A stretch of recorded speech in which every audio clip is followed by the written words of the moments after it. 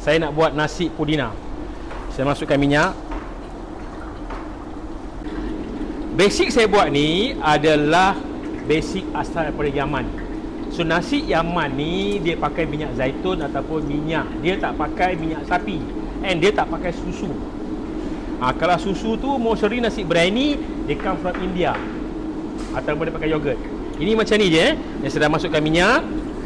Kemudian masukkan ni 3 halia, bawang putih, bawang merah. Okey, pas. Daun pandan.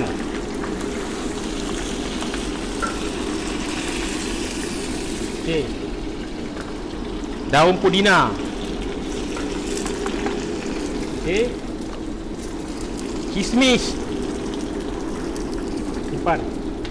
Right. And lemon 3 serangkai.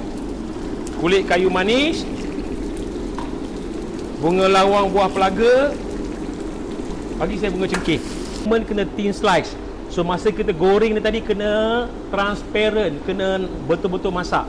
Kalau tidak nanti you punya nasi akan rasa pahit.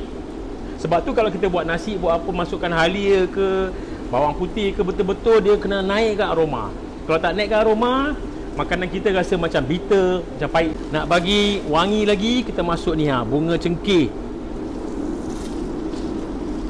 Kau ke nak buat tomato ke, is up to you. Kalau nak buat daging rebus ke, is up. Nak buat nasi daging, buat daging yang telah direbus empuk. Okey, sekarang kita masukkan rempah ratus. Saya masukkan serbuk ketumbar. Serbuk jintan putih sikit.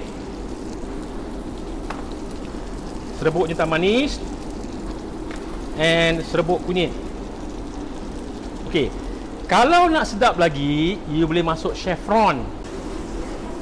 Kita dah tumis ni. Kita masuk dalam ni, fokus dekat-dekat Kita masuk dalam ni. Right. Kita masukkan air. Ratio dia 1:1.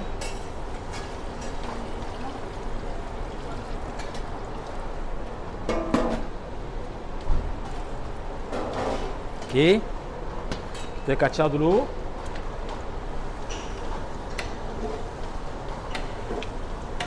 Kita masukkan serbuk perasa ayam.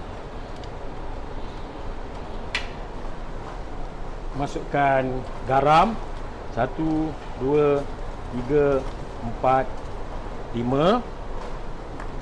Masukkan gula 1, 2, 3, 4, 5, 6, 7, 8, 9, 10. Dan kita kacau. Tu. Kita dah tumis separately dan kita rasa pula. So dia punya rasa kena lebih sikit masin sebab dalam ni beras dia karbohidrat dia kanji. Dia ada masam sikit. Alright? Dia panggil lemon mint leaf rice.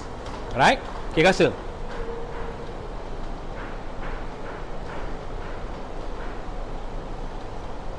Apa kurang? Betul kan? Okey.